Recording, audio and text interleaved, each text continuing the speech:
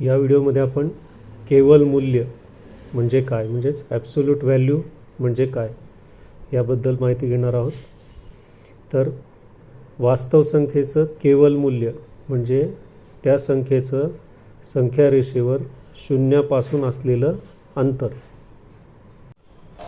वास्तव संख्येचे केवल मूल्य म्हणजे त्या संख्येचे संख्या रेषेवर असलेले शून्यापासूनचे अंतर. Absolute value of a real number is its distance from 0 on a number line. आता या उदाहरणामध्ये आपण पाहू, ही संख्या रेषा आहे. संख्या रेषेवर आता ही 3 एक वास्तव संख्या आहे. मग हिचं केवल मूल्य म्हणजे हिचं शून्यापासूनचं अंतर. हिचं शून्यापासूनचं अंतर आहे 1 2 3, म्हणून ते येईल धन 3. या 3 या संख्येचं केवल मूल्य धन 3. आता इथे ऋण 4 ही एक वास्तव संख्या आहे. मग या वास्तव संख्येचं केवल मूल्य, याचं ॲब्सोल्यूट व्हॅल्यू म्हणजे काय आहे, तर तिचं शून्यापासूनचं अंतर. मग या ऋण 4चं शून्यापासूनचं अंतर 1 2 3 4 ते येईल धन 4. वास्तव संख्या ऋण असो किंवा धन असो, तिचं केवल मूल्य, तिची ॲब्सोल्यूट व्हॅल्यू ही नेहमी धनच असते, पॉझिटिव्ह नंबर असतो. अर्थात हे शून्यापासूनचं अंतर आहे, हे अंतर असल्यामुळं अंतर कधीही ऋण नसतं. म्हणूनच कोणतीही वास्तव संख्या असो, तिचं केवल मूल्य कधीही ऋण नसतं.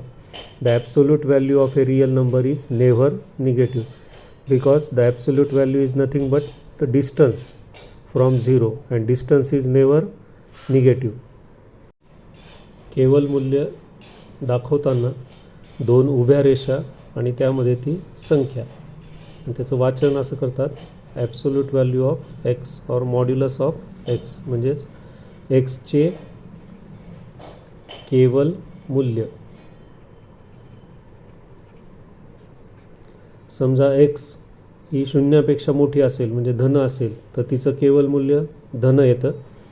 एक्स ही शून्यापेक्षा लहान असेल म्हणजे ऋण असेल तर तिचं केवल मूल्य धनच येतं, कारण ते अंतर आहे. आणि जर एक्स ही शून्य संख्या असेल तर तिचं केवल मूल्य 0 येतं. आता आपण काही उदाहरणं सोडवू. इथे प्रॅक्टिस सेट 2.5 मधला पहिला प्रश्न, फाइंड द ॲब्सोल्यूट व्हॅल्यू, केवल मूल्य शोधा. त्यात पहिलं उदाहरण आहे, हे केवल मूल्याच्या चिन्हामध्ये आहे 15 - 2. तर या केवल मूल्यातच आपल्याला आधी वजाबाकी करून घ्यायची आहे. 15 - 2 ते होतात 13. 13 ही शून्यापेक्षा मोठी आहे. कुठल्याही संख्येचं केवल मूल्य हे नेहमी धन असतं, म्हणून याचं केवल मूल्य येईल 13. याच्या पुढचं उदाहरण आहे, केवल मूल्यात 4 - 9. पुन्हा केवल मूल्यात ही वजाबाकी करू आपण. 4 लहान संख्या आहे, 9 मोठी आहे. 4 मधून 9 वजा होत नाहीत, म्हणून याचं उत्तर येतं -5. ही वजाबाकी आली -5. हिची ॲब्सोल्यूट व्हॅल्यू केवल मूल्य. आता ही -5 ही संख्या, इथे -5 असतील, ती -5 ही संख्या शून्यापासून 5 एकक अंतरावर 1 2 3 4 5 अंतर धन आहे ते, म्हणून हिचं केवल मूल्य येईल धन 5. आता या उदाहरणामध्ये पहा, केवल मूल्यात 7 गुणिले केवल मूल्यात ऋण 4. आता इथे 7 या संख्येचं केवल मूल्य 7 आहे, अधिक 7 गुणिलेला गुणिले ऋण 4 ही संख्या जरी ऋण असली तरी तिचं केवल मूल्य धनच येतं, म्हणून गुणिले 4 बरोबर 7 चोक 28. आता आपण दुसरा प्रश्न पाहू. सराव संच 2.5 मध्ये दुसरा प्रश्न आहे, सोडवा.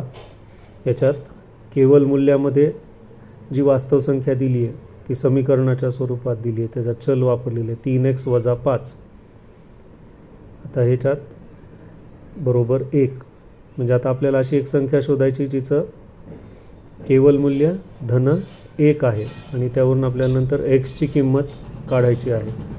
मग अशा कोणत्या संख्या आहेत ज्यांचं केवल मूल्य धन 1 आहे? ती असणार एक तर धन 1 किंवा ऋण 1.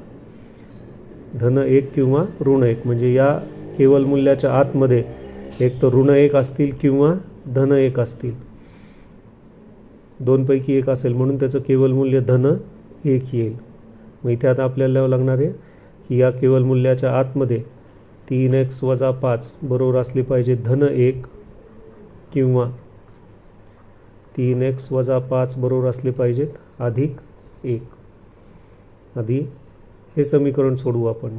3x बरोबर हा 1, हे वजा 5 इकडे आले अधिक 5. 3x बरोबर 5 आणि 1 6. आता इथं 3ला x निगुणल्यावर 6 येत आहेत, म्हणजेच x किती असतील? x बरोबर 3 दुने 6, म्हणून x बरोबर असतील 2. किंवा 3x बरोबर हे वजा 1 आहेत, वजा 1 आणि हे वजा 5 इकडं आले ते झाले अधिक 5. 3x बरोबर वजा 1 अधिक 5 म्हणजे 5 वजा 1 झाले 4.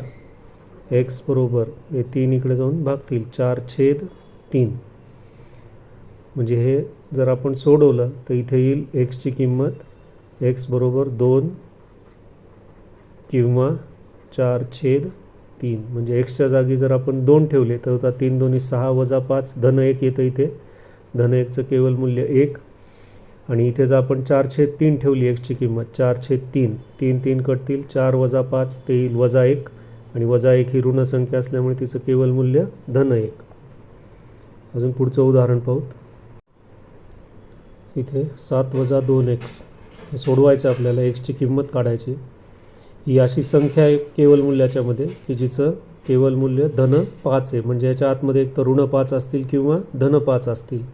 म्हणजेच या पूर्ण ह्याची किंमत 7 वजा 2x ची किंमत एक तर धन 5 असेल किंवा 7 वजा 2x ची किंमत असेल ऋण 5. आधी ही बाजू सोडवत. 7 बरोबर हे 5 अधिक 2x. आता हे 7 असेच ठेवत, हे 5 इकडे आणूत, वजा 5 बरोबर 2x. 7 मधून 5 गेले, 2 उरले, 2 बरोबर 2x. आता या 2ला किती निगुणल्यावर 2 मिळतील?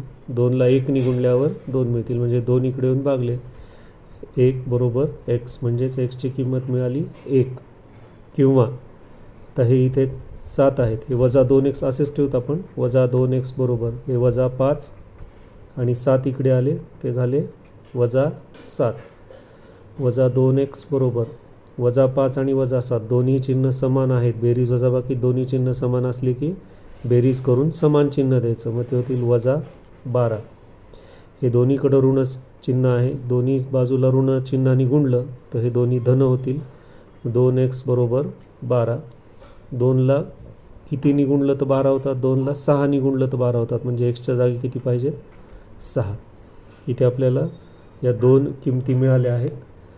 x बरोबर 1 किंवा 6, धन 6. म्हणजे इथे जर आपण 1 ठेवला तर होतात बे 1 बे, 2 वजा 7 वजा 2 5.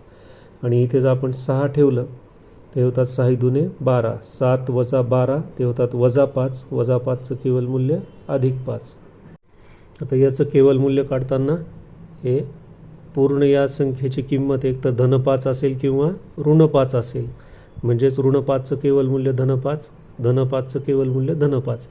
याचा अर्थ या सगळ्याची किंमत 8 वजा x/2 ची किंमत एक तर धन 5 पाहिजे किंवा 8 वजा x/2 ची किंमत ऋण 5 पाहिजे.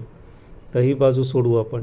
8 वजा x बरोबर हे 2 इथे भागतात, तिकडे जाऊन गुणतील, म्हणजे 2 पंचे 10 होतील. हे वजा x असेच ठेवू इकडे आपण, बरोबर हे 10ला 10, हे 8 इकडे येऊन वजा होतील. वजा x बरोबर 10तून 8 गेले धन 2, म्हणून x बरोबर हे ऋण चिन्हाने गुणू ऋण 2. आता ही बाजू 8 वजा x बरोबर हे ऋण 5, ह्या दोन्ही इकडे गुणूत आपण 2. 8 वजा x बरोबर ऋण गुणिले धन ऋण, 5 दुने 10. हे वजा x बरोबर हे वजा 10, हे 8 इकडे येऊन होतील वजा 8. वजा x बरोबर वजा 10 वजा 8, दोन्ही चिन्ह समान आहेत. बेरीज वजाबाकी दोन्ही चिन्ह समान असले की बेरीज करायची आणि येणाऱ्या उत्तराला ते समान चिन्ह द्यायचं. पुन्हा या दोन्ही बाजूला ऋण चिन्हाने गुणून होतील x बरोबर धन 18. म्हणजे इथे आपल्याला xच्या दोन किमती मिळाल्या, तर x बरोबर वजा 2 किंवा x बरोबर धन 18. इथे जर आपण हे -2 ठेवले तर हे ऋण गुणिले ऋण धन होतील. 8 अधिक 2 10, 2 पंचे 10. आणि इथेच 18 ठेवले आपण एक्सच्या जागी तर 8 वजा 18 ते होतात -10/2 म्हणजे -5 आणि -5चं केवल मूल्य -5.